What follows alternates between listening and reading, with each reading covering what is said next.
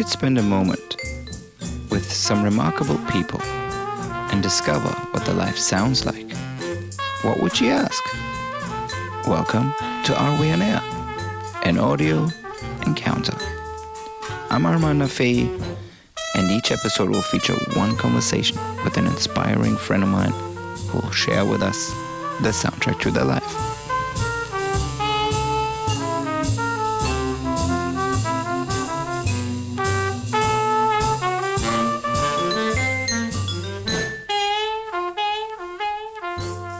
So welcome back to another episode of Are We On Air? For this week, I have a very sophisticated gentleman with us. He's a singer-songwriter, musician, and in my eyes, a beautiful poet. And his name is JARVIS COCKER. Welcome, Jarvis. Hello there. I don't know about the sophisticated, but I'll take it. Thank you. I think you have such a beautiful elegance about you, the way you hold yourself, the way you speak. It's very sophisticated, in my opinion. Okay, I'm not going to argue. Let's leave it at that. Well, the purpose of this interview series is to kind of get an idea what the soundtrack to your life is, to paint a picture of who you are and for your career, and just to kind of find out what you're listening to. And to begin with, what's your earliest significant musical memory that shaped you as an artist? Yeah, that's an interesting one. I think it must be the radio. It seems that the radio was always on in the house that I was brought up in. I remember being quite fascinated by the radio because I would look at the box and wonder how where the sound was coming from that came out of it. So stuff that would have been on the radio when I was a kid, the main time I remember hearing it would be getting up in the morning to go to school. My mother was always in a really bad mood in the morning. And she would try and get myself and my sister to stand still while she brushed our hair. And if we moved, she was really angry. And the radio would be on in the background. And one song that really sticks in my mind from that time is, the theme to The Good, the Bad and the Ugly by Ennio Morricone. There was a version by Hugo Montenegro that was a big hit in the UK in the late 60s, and somehow I imagine that song was playing all the time when I was a kid getting ready to go to school. Obviously that's not true, but that's probably the nearest I've got to a kind of, nascent musical memory.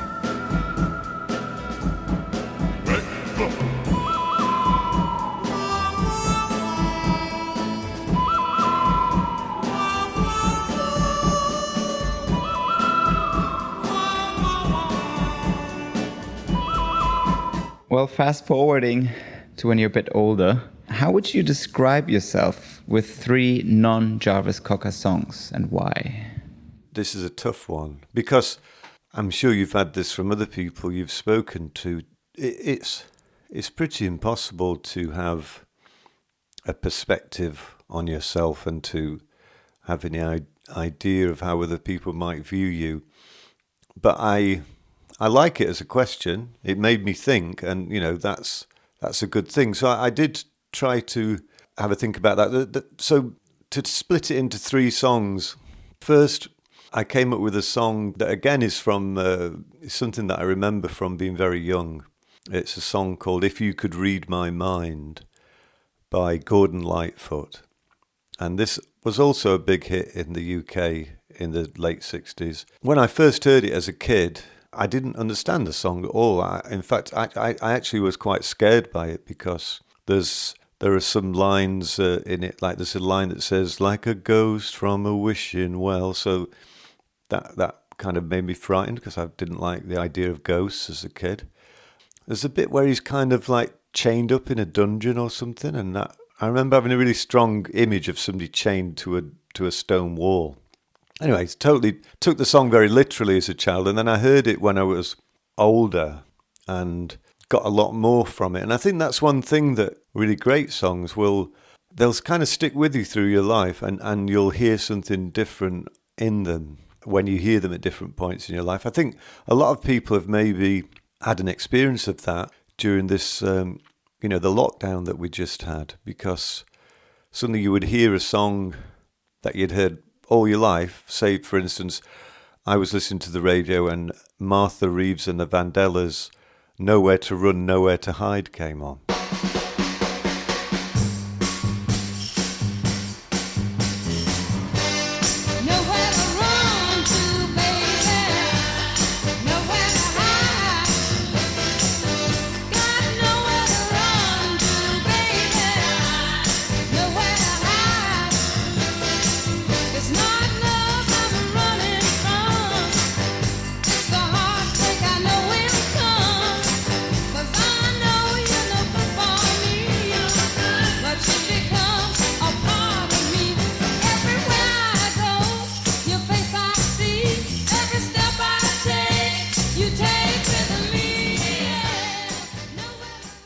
And, you know, suddenly that song seemed really appropriate because, like, wow, yeah, there is nowhere to hide from this virus, you know. And so obviously the song wasn't written to, it was nothing to do with what we're living through at the moment. But, you know, great songs can make themselves relevant to new situations. So, yeah, when I heard the song in later life, If You Could Read My Mind, I think it was probably after I'd had a few relationships that ended with people saying to me, I never know what you're thinking.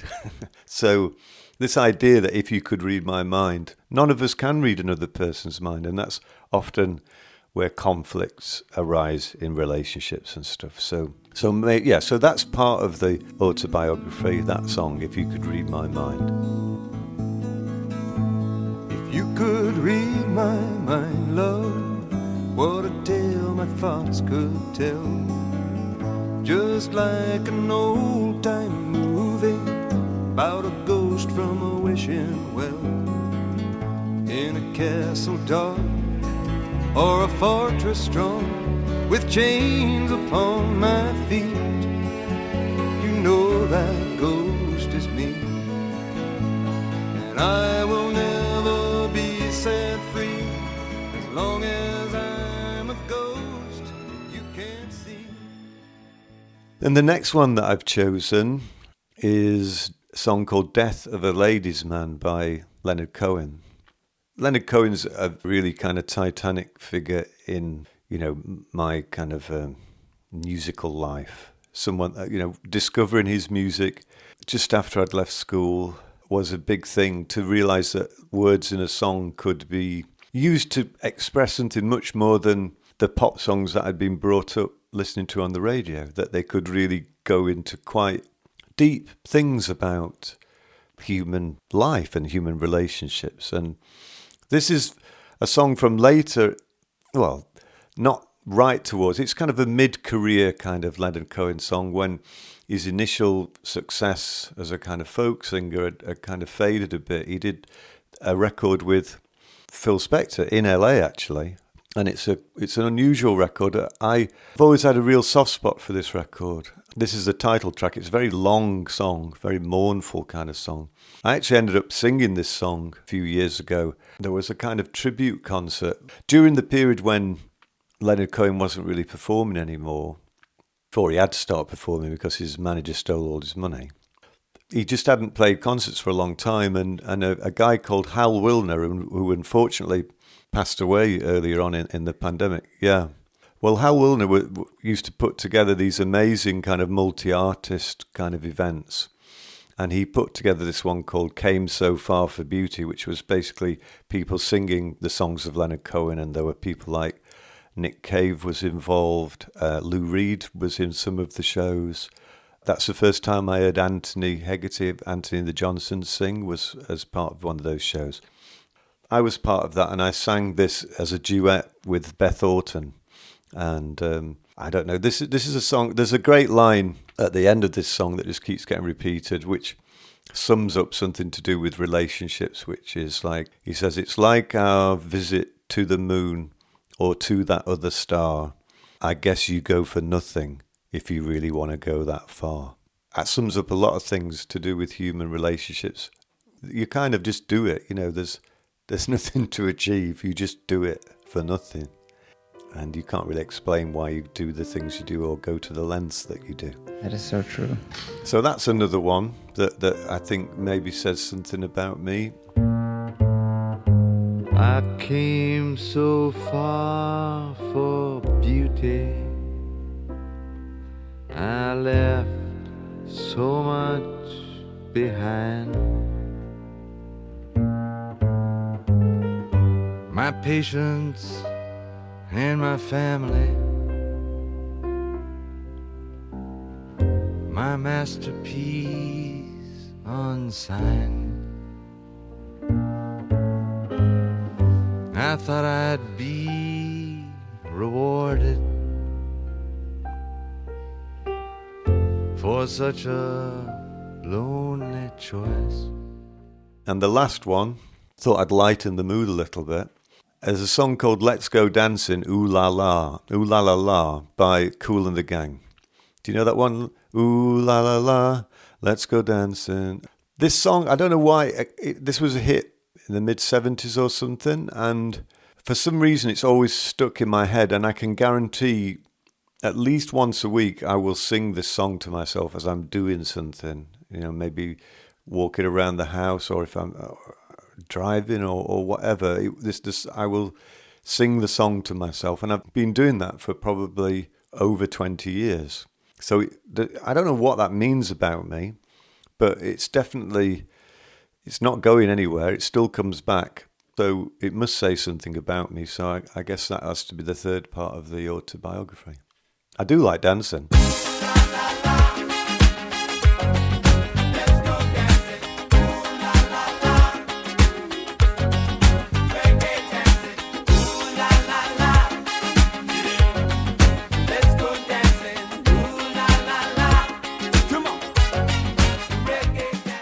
I think the beauty of the power of a song, especially if one that kind of follows you throughout your life, is that it, as you said early on, it changes its meaning depending on where you are in your life, but also it has a different take on it every time. Like, I mean, I'm sure Ooh La La was a different version to you 20 years ago than it is today, but it still resonates with you for that reason. Yeah, and it cheers me up. That's the other thing. I mean, I tend to use music in those two ways, really, as either a sedative, things that really mellow me out, and maybe if I've had some kind of emotional turmoil, they'll kind of calm me down, or I'll use them as a stimulant to get me up off the couch and moving around and engaging in things.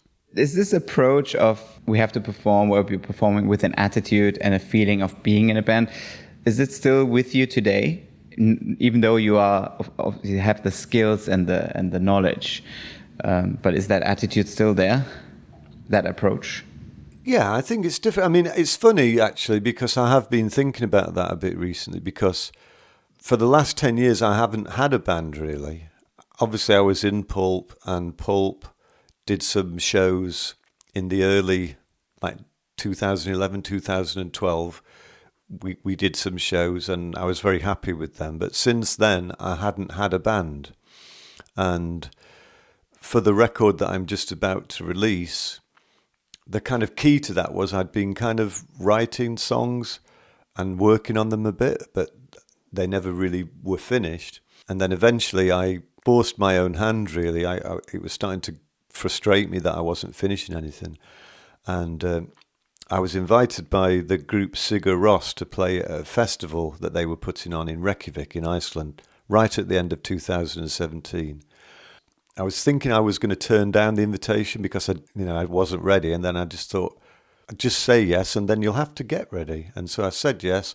I had to get a band together really quickly. And then as soon as I'd done that, all these ideas that I'd been working on and struggling with suddenly came to life. And I thought to myself, well, why didn't you think of that earlier? I first formed a band when I was 14 or 15 years old. So, and it's the best way to... There's something that comes with a band. It means that the music becomes a little bit richer, I think, because although the initial idea may have come from one person, once you give it to some other people to add stuff to, it then starts to get a life of its own, and you can't quite say where all the ideas came from. And there's something about you all playing together that will probably make you play things that you wouldn't play if you were just sat on your own in a room. And you also have to listen to what the other people are playing and try and fit in with them. So it becomes more of a kind of relationship rather than a soliloquy or something. So as I say, I wish that I'd kind of... Well, actually, I don't know if I regret it. It was quite nice. It was like I kind of rediscovered the excitement and the kind of beauty of being in a band. Yeah, I mean, that's, I think, the beauty of when you work with somebody else or with several people, and you each add an element to it and bake this or create this new baby. And when this baby walks away and has its own life, I mean, that must be a very empowering feeling, especially when it comes to a successful baby. Yeah, and it's also it's empowering, but also it's almost like a magic trick as well, because, as I say, you can't really define exactly where it came from. So it almost feels like you tuned into something. You turned yourself into a radio receiver and you tuned into something up in the atmosphere or something like that, which is a really great feeling, you know. I love that image of being a satellite, a radio, and it all comes together. Well, from your many hits and beautiful songs, do you have a favorite? That's a tough one because I don't, as a rule, listen to my own music once it's done. I think part of that is that when you're working on a record, you have to listen to it so much to finish it. And also, there's no real need for me to listen to them because I know that when we play a concert, I'm going to hear them. And that's more interesting than listening to them because you're actually, when a concert works, it's like the song comes back to life, and rather than you listening to it, you're kind of inhabiting it, and that's good.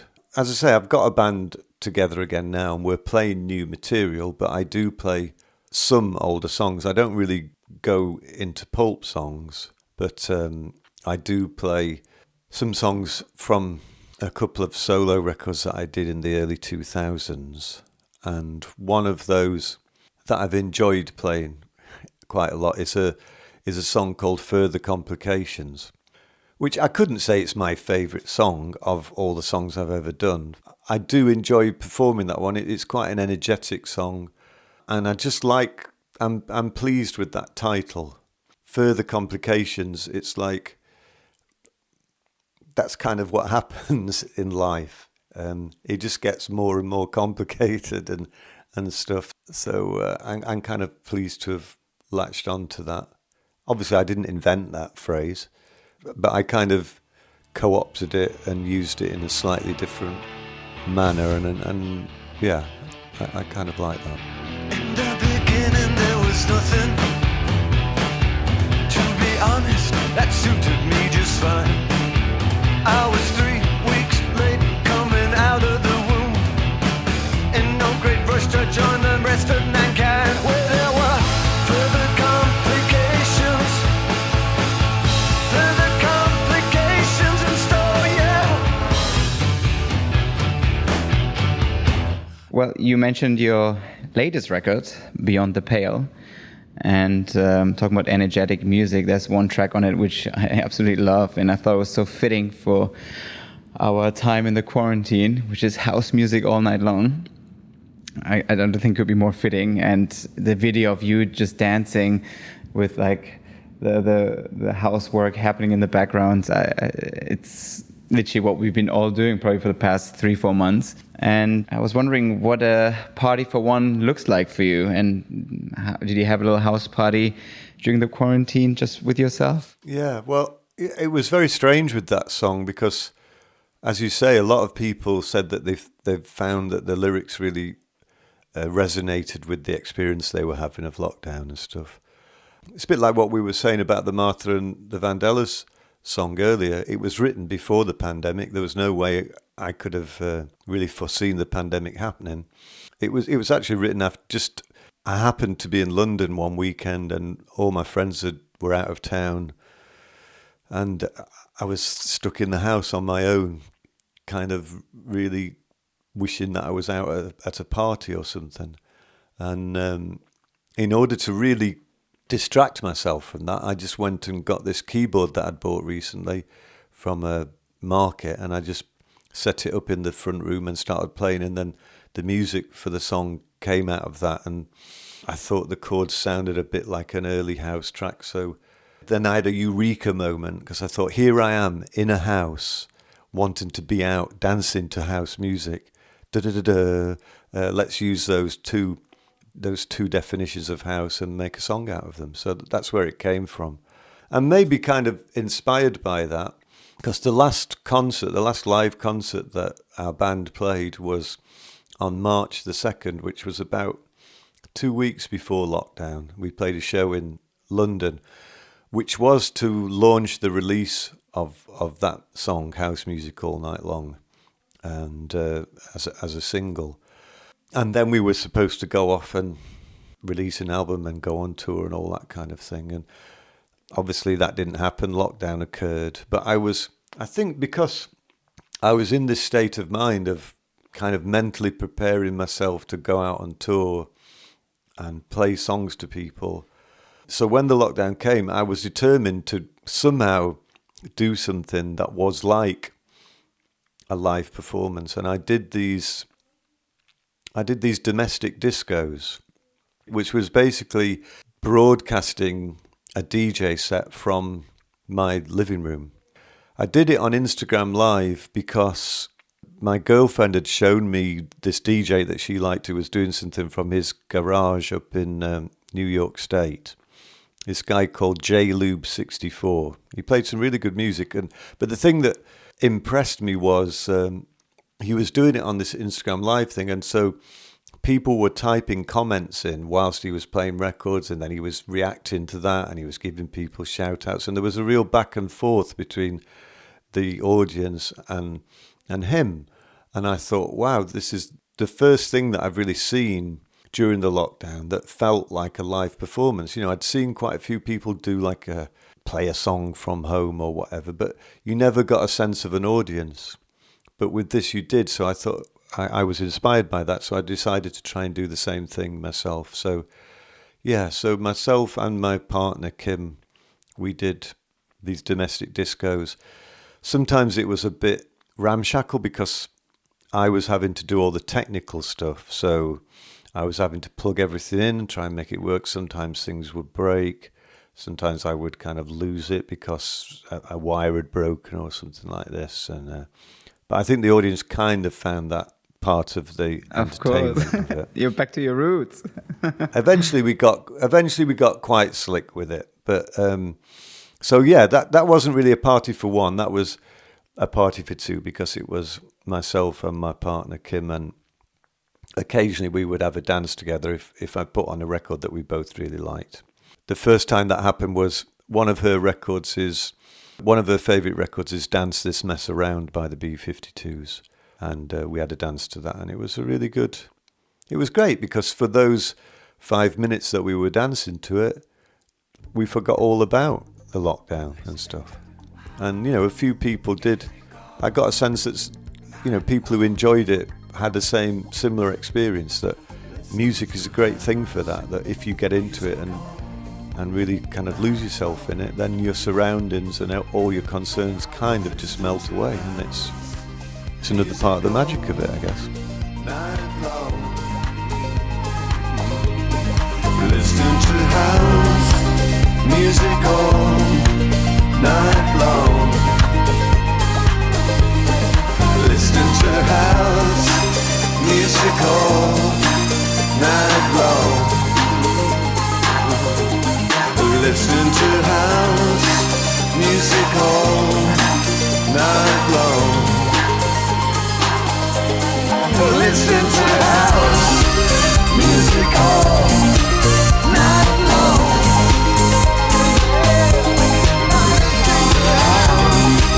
Music all night long.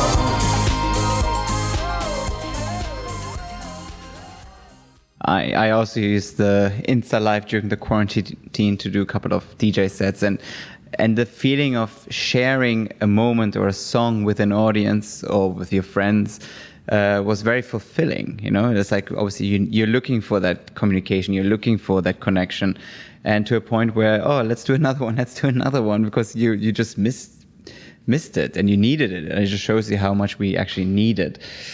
So yeah, the power of Insta Live, I guess. Except for the last one, they kept closing us down.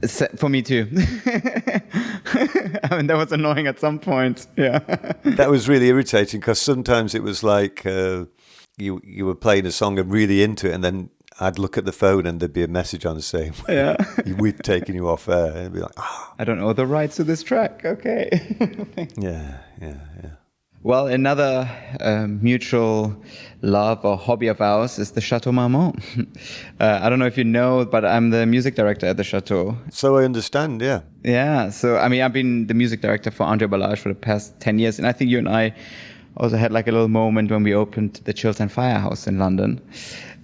So when I moved to LA, and I think you and Chili Gonzalez just recorded Room 29, and it wasn't around anywhere. Like the physical record wasn't at the Chateau. So the first thing I did is like, guys, we have to sell this record.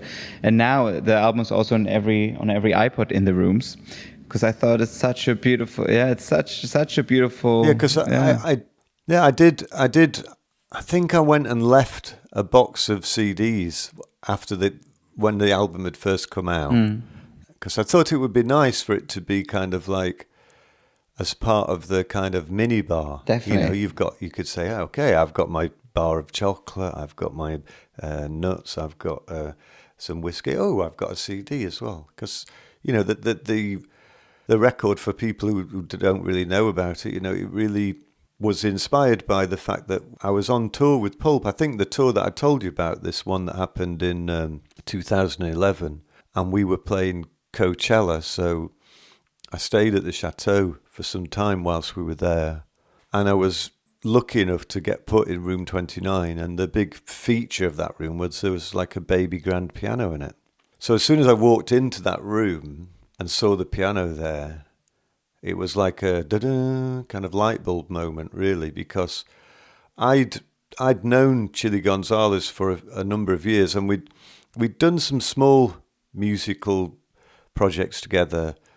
And we were always saying we should do something more substantial. We should maybe do a whole record together. But we hadn't really found a way into doing that. And as soon as I saw that piano in the room, I thought, here we are. This is it. It kind of came all. It doesn't always happen that way, but the concept seemed to be there straight away. Like, let's use this piano to tell the story of what's gone on in this room over the years. As if the piano could talk to you in some way. And although it took us maybe working on and off 2 or 3 years to finish the record, that concept stayed the same, really. It's a beautiful record. It's so poetic. I mean, help yourself to pretzels. That's my favorite line. Did you guys record it in the room itself as well, the whole thing? Or is this where the idea just kind of came from and you're just playing around with it at first? No, I mean, we toyed with the idea, but we were both doing lots of other stuff, and so it became easier to do it. We actually recorded it at a studio in Paris, but we recorded in quite a small room because we wanted it to have that feeling like the music was enclosed, like it was in a hotel room. And we did go back and do some filming in the room. And when we did a stage show based on that album, which we performed a few times around Europe, and we used the stuff that we'd shot in the room as part of that. So yeah, the room. Well, the piano is like the main character of the album and of this show that we did. I mean, apparently, I think Ella Fitzgerald and Louis Armstrong were in Room 29 as well, and also played around, toyed with the piano there. That's the rumor. Who knows? Oh, really? Yeah. Well, that's interesting because I'd not heard that story. Because one thing that I did once we decided to do the record was I did a bit of research. I read André Balázs's book, the Hollywood Handbook that he brought out. I'd had that book, actually, weirdly. I'd bought that back in the mid-90s. Oh, wow. So we used some of the stories that were featured in there. And I did do quite a lot of research. And it also kind of spilled out into a little bit of an investigation of Hollywood because of the location of the hotel. Because I remember when I first stayed there, that was one thing that kind of blew my mind in a way. Because having come from the UK and been brought up on seeing Hollywood movies and TV and stuff, to come to the place where all that stuff had been created was, in a way, a very strange feeling. It was a bit like getting too close to the sun or something. It was like this was where all this stuff that had really kind of hypnotized you in your formative years had been created. And sometimes that can be a weird feeling. I thought it had all just like magically appeared, but obviously it was made by people in that one quite small area of LA. It's like walking onto a set, like an actual movie set. Yeah. It feels very fake in a way, but it's obviously very tangible. But I think that's what gives it the magic, what makes the magic. And of course, I think nearly 90 years of history, there's a lot of patina. Yeah, and it changed the world. It really changed the world. It changed people's fantasies. Help yourself to pretzels. Help yourself to the minibar. I couldn't help myself. I read a self-help book. Now I've gone too far. Too far gone. Unrecognisable. Frightened of the message light on the phone, on the bedside table. Where is Gilligan's Island? Where do germs come from? Don't open the curtains. I'm allergic to sun. Room 29. I heard them say is the only place to stay.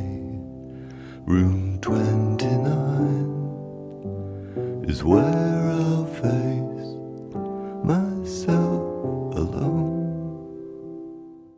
Well, another fantasy or medium of fantasy is poetry. And I was wondering if you have a favorite poem that you'd like to share.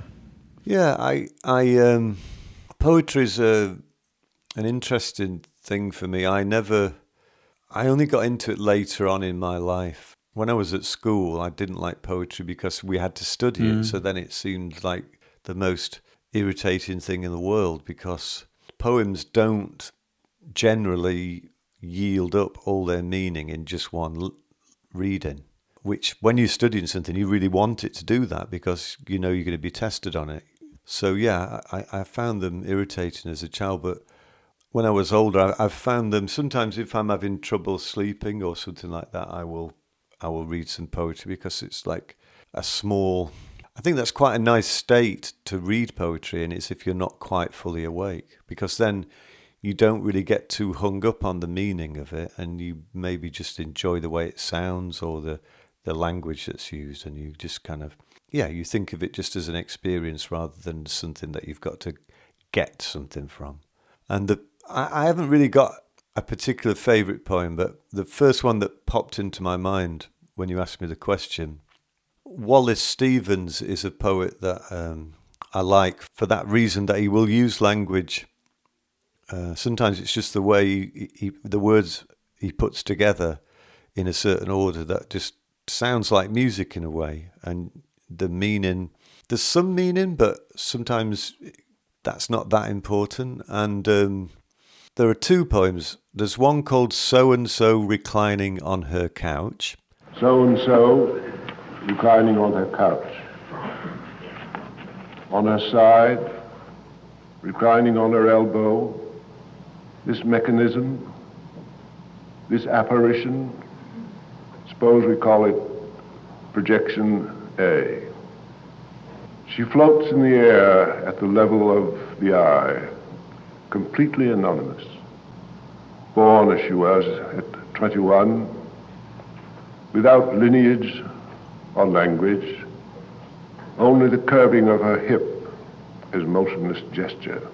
There's another one called Peter Quince at the Clavier, and they're both great poems. They're just something that it's like, you can just kind of luxuriate in them and let the sound of the words kind of just trickle through your consciousness. And it's a really nice feeling. I do like to hear recordings of poetry because I think there is a musical dimension to them. I think that that's part of poetry, is the way the words sound when they're spoken out loud. And it will always be different when you're kind of speaking them inside your own head. And it's not all poets read their own poetry very well, but often, and that's it. And often it will be, for me, sometimes it's been the key to getting into someone is to hear a recording of them reading it, and then you suddenly kind of get the whole picture. 1. Just as my fingers on these keys make music, so the self-same sounds of my spirit make a music too. Music is feeling then, not sound, and thus it is that what I feel here in this room desiring you, thinking of your blue shadowed silk, is music. Well, have you recently discovered anything in music, art, or film that caught your attention? Well, I'm going to sound really out of touch here, but myself and my partner, we've just started watching The Sopranos. Isn't it great? Yeah, but I mean, okay, 22 years late, obviously. I don't really know why I didn't watch it when it first came out. I've never watched it. I've never watched a single episode before. And I guess because of the lockdown, we were thinking of, we haven't really watched that much TV, but somehow we came to this idea that it would be good to watch the whole of The Sopranos. So we're still in season 1 at the moment. Wow.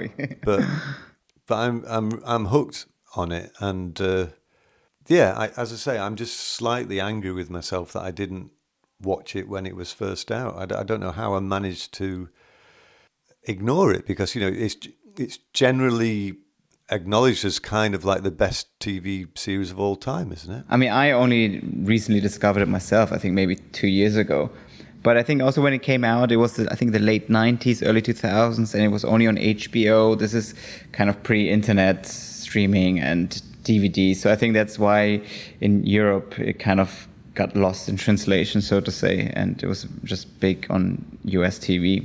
But yeah, fantastic production and very well written. Yeah. So I'm not going to be disappointed if I stick with Not it at the all. whole way Not through. at all. You're going to have a good time. Yeah.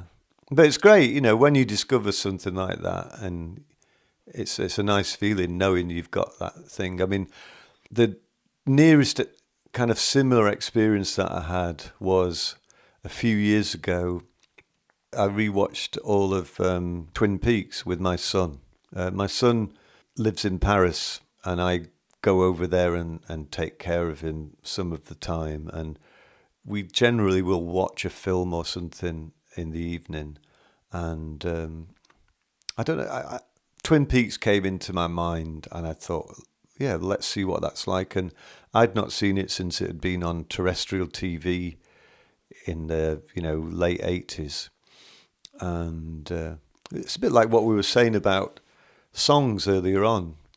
I just realised that there was a lot of stuff that had gone completely over my head when I'd seen it before.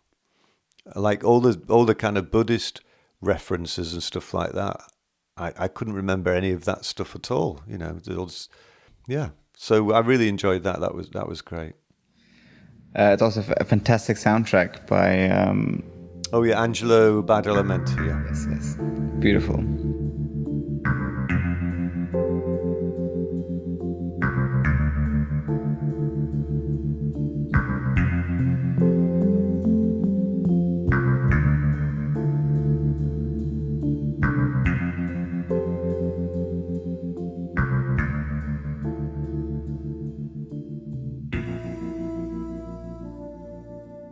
Well, to go slightly more intimate, what's your go-to falling in love and or heartbreak song? Well, yeah, I mean they're kind of different poles of the same experience.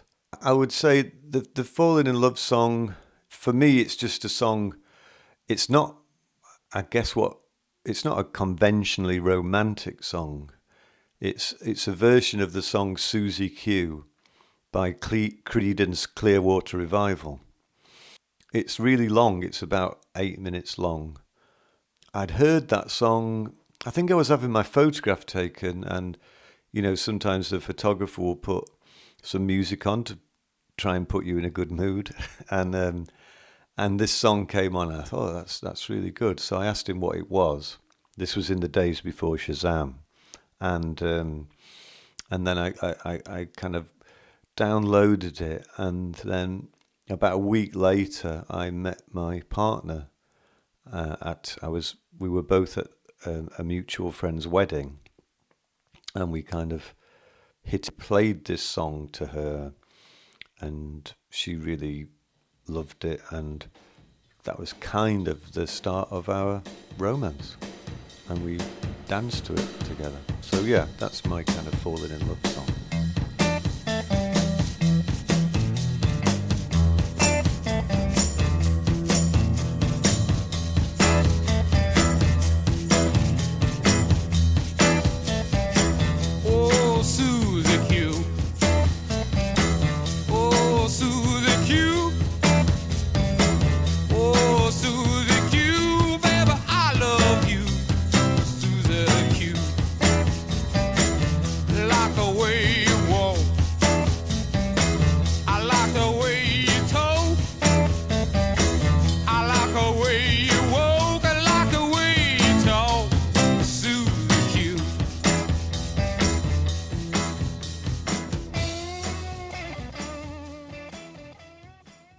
Well, let's bring it up a notch. After falling in love, what's the sexiest song? Yeah, well, this can be a real minefield, because music and sex, you've got to be careful. I had a very quite an embarrassing experience recently where I was in a romantic situation, and there was music playing, but it was on shuffle, and suddenly we're back to Kool and the Gang now. Get Down on It came on, Get Down on It, and good song, but it really wasn't appropriate because it kind of broke the mood. So I do think you've got to be wary with music and sexiness. Oh, what you gonna do? You wanna get down? Tell me. Oh, what you gonna do? Do you wanna get down? Oh, what you gonna do? You wanna get down? Oh, what you gonna do? You wanna get down? Tell me. Get down on it. Get down on it. Get down on it. Get down on it. Come on in. Get down on it. Get down on it. Get down on it. Get down on it. How you gonna do it if you really don't wanna dance? By standing on the wall. Get your back up off the wall. Tell me. Well, let's bring it up a notch. After falling in love, what's the sexiest song? The one that came to my mind is a few years ago, when they have Record Store Day and you get these exclusive releases. There was a release it was like a Daft Punk reworking of a song by Junior Kimbrough called I've Got to Try You Girl. It was more like a re-edit. It wasn't a remix. It was like they'd re-edited it and extended it, and I think it's about 12 minutes long or something. So that's one good thing, is that you've got time to get sexy in there, because the song lasts quite a long time, and it's just got a very kind of the rhythm of it, and it just, for me, it's a very sexy piece of music, and that's I did play that at the end of one of the domestic discos that we did. It went down quite well with the people who were listening. But yeah, that's my tip.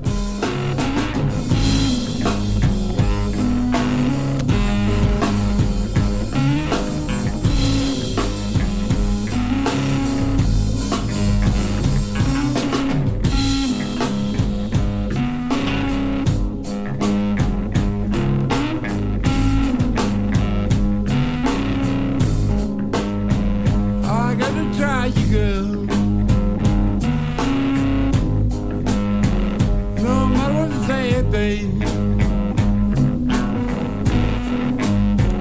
No matter what you do, girl, I gotta tell you, baby.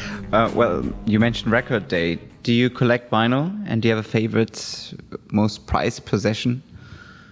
Yeah, I am kind of proud to say that I never really did that switch over to CDs. You know, I'm sure you've probably got friends, I certainly have, you know, who would, they kind of, I remember them coming into the bar and saying, I've sold all my records, I've replaced it all with CDs, I don't need that anymore. And now I'm sure they're really regretting that move.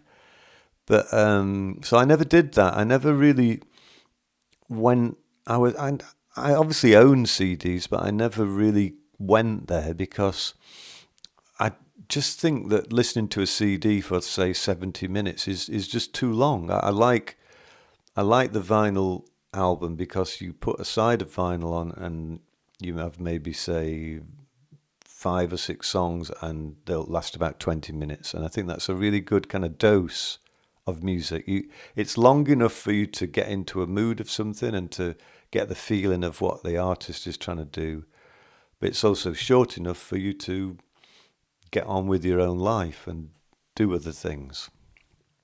So, I've got records and books are kind of my main possessions, and they're what make moving house such a drag because they both weigh so much when you've got a lot of them. I know. And I don't know if I've got a favourite record. I've got one thing about records is I don't generally spend that much. There are some records that I have spent quite a lot of money on, and I've never regretted it. You know, like the vinyl market now has become a little bit like the book market, where people prize the first edition of something. Yeah.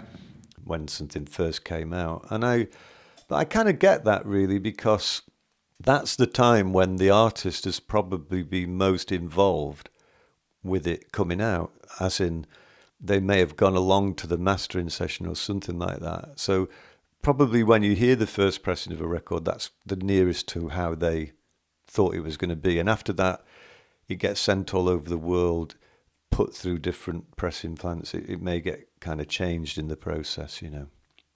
But I don't know. I've got a record I've been listening to a lot recently, and it's an LA record, I guess, is the Love album Forever Changes. And that's a record that I remember reading about it when I was younger. And in Sheffield, where I was brought up, in the central library, they had a record library as well, which is a really weird concept when you think about it. But I remember getting it out of the record library and listening to it, and I just didn't get it when I was younger. And I bought a copy of it maybe 4 or 5 years ago, and it suddenly made sense to me, and I've found myself playing it a lot. It's a record that you can listen to over and over again, and never really, and somehow never really remember what's going to come next. It's a timeless it's kind piece. Of a bit, it's almost a bit kind of supernatural the way it does that. I still can't even remember all the song titles. It's very elusive. It's got some kind of strange character to it.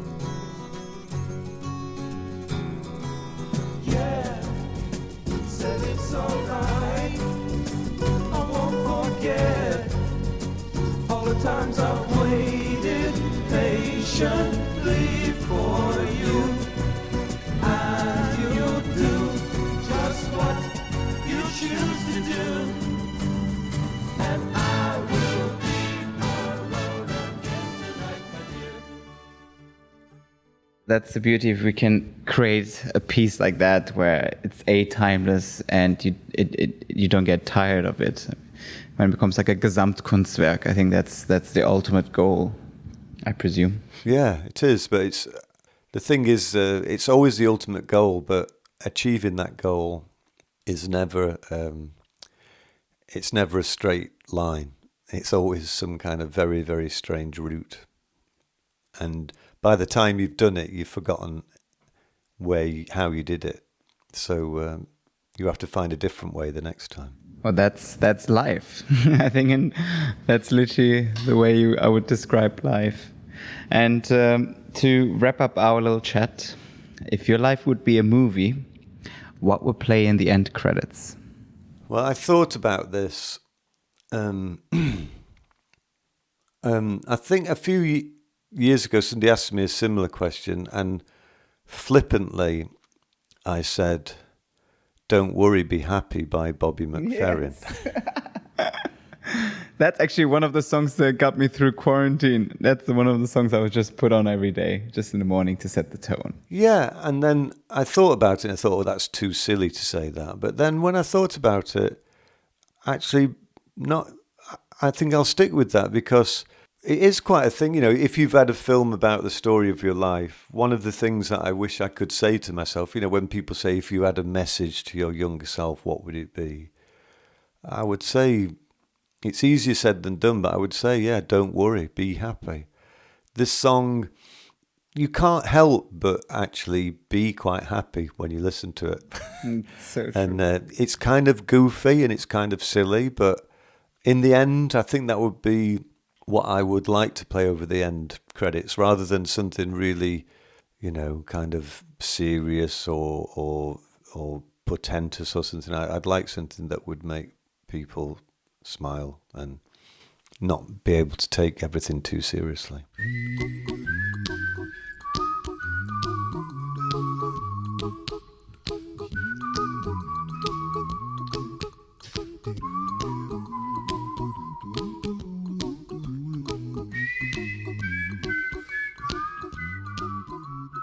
Well, you certainly made me smile with this beautiful conversation, Jarvis.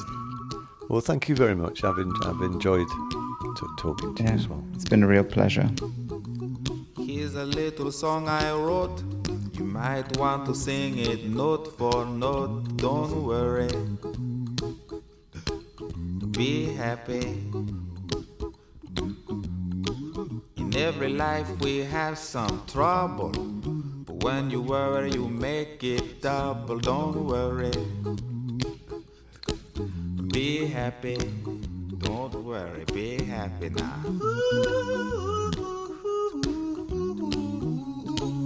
Don't worry, be happy. Don't worry, be happy.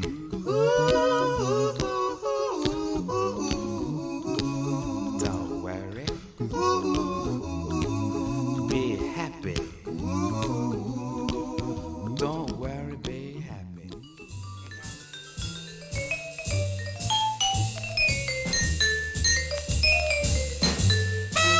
For this episode's playlist, visit areweonair.com, where you'll be able to enjoy the full playlist mentioned in this conversation.